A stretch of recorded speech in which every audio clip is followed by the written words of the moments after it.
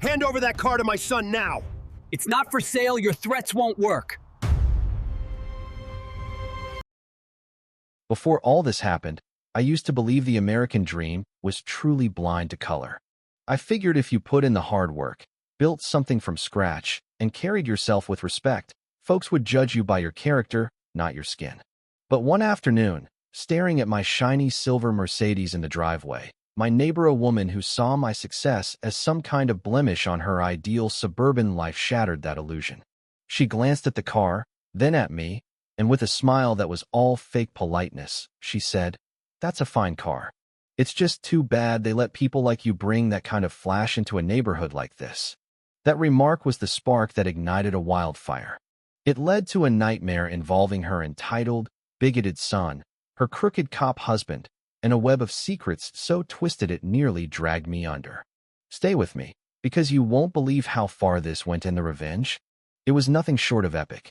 This is my story, raw and real, proving that even the nicest homes can hide the darkest rot. 2 years back, I'd finally hit the big time. I'd poured everything into my tech consulting business, endless nights, grueling hours, doors slammed in my face. We snagged a huge contract, and suddenly, I wasn't scraping by, I was living the dream. I bought a beautiful house in a quiet, upscale suburb. Perfect lawns, tree-lined streets, the works. And to top it off, I got my dream riddy, a sleek silver Mercedes S-Class. It wasn't just transportation, it was a symbol of every sacrifice I'd made. Sitting in that seat reminded me I'd earned this, all on my own. My next-door neighbors were straight out of a suburban stereotype. The dad, Officer Robert Harris, was a burly, bald guy who strutted around like he owned the world, his badge giving him that false sense of power. His wife, Linda Harris, was the ultimate busybody, always filing complaints with the HOA, posting snarky updates on Facebook, and spying through her curtains like it was her full-time job. Then there was their son, Tommy, around 19 or 20, with dyed blonde hair, a constant sneer, and a body that screamed too many fast food runs and not enough real effort. He wore his privilege like armor. From day one, I was an oddity to them, and not in a welcoming way. As the black guy in the fancy house with the luxury car, I felt their stares every time I pulled in. Their greetings were forced, their waves half-hearted. It was like they were studying some exotic animal. Linda's racist comment that day flipped everything from subtle suspicion to outright war. After that, petty stuff started. My trash cans tipped over, junk food wrappers scattered on my lawn right after the gardeners left. I knew it was them, but proving it? Impossible. So I installed top-of-the-line security cameras, crystal clear, night vision, the whole package.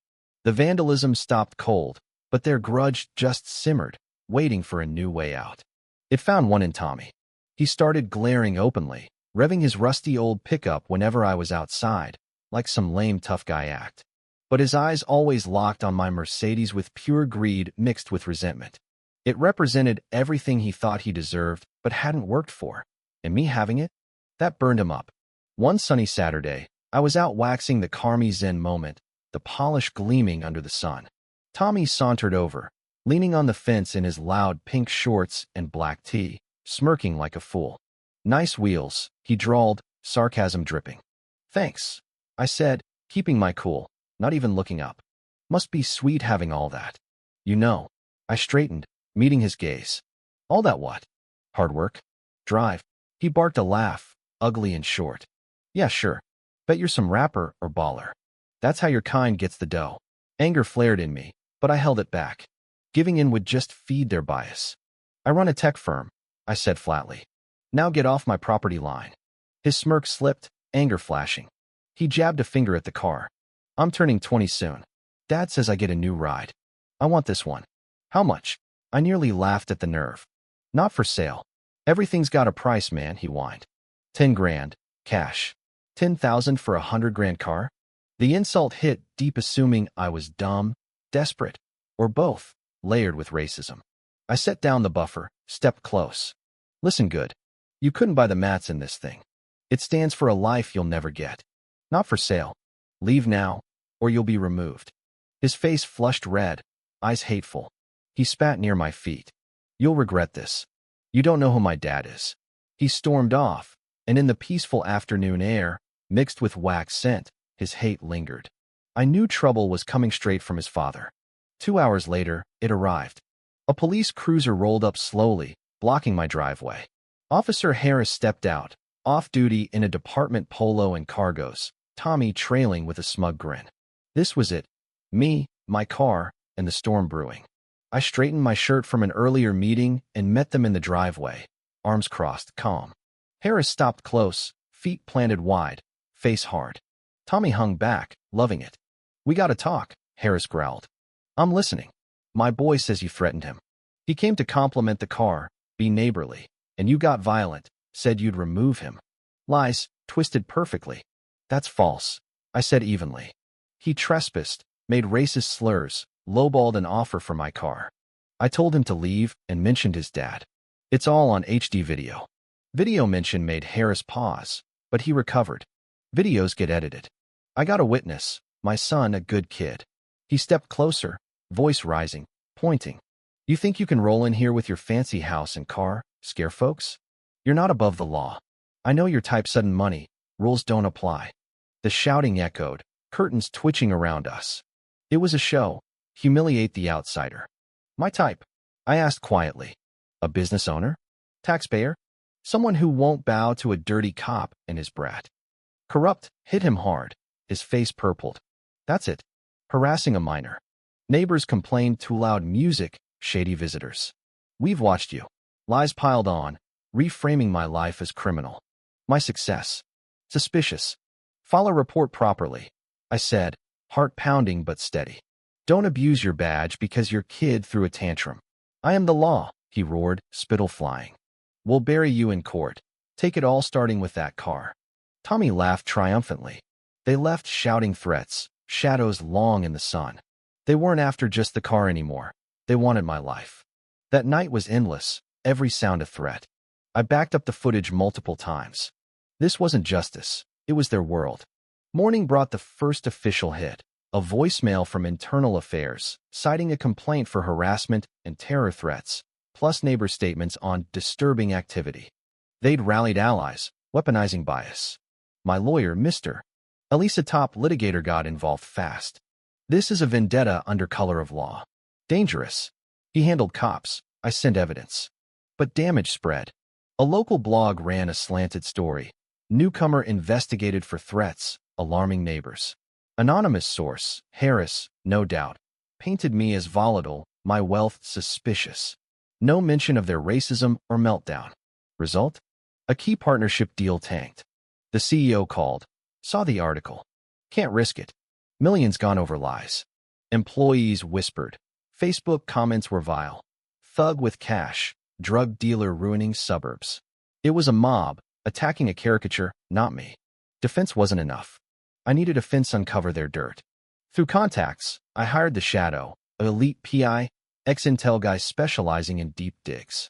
Expensive, but worth it. We met in a nondescript diner. He was forgettable, perfect for his job. I spilled everything. "Classic power abuse with racial trigger," he said clinically. I paid, uploaded data to his encrypted drive. Now, I had a hunter. While legal pressure mounted, interrogation at the station, hostile neighbor's shadow worked shadows. First find. Harris's finances showed structured cash deposits under $10,000 into Linda's account, laundering red flag. Tommy's socials revealed a sneaker resale empire, but deeper. Escrow for high-value deals, tens of thousands monthly. Not hobby, business. Cross-referencing dark web leaks, shadow hit gold. A neighbor witness? Mortgage paid offshore by a shell corp tied to counterfeit luxury goods. Tommy wasn't reselling. He ran logistics for super fakes bags, watches, sneakers. Assemblers built items at home. Tommy inspected in his room, warehouse of fraud. Money flowed up to the mastermind, his cut laundered via mom. Harris?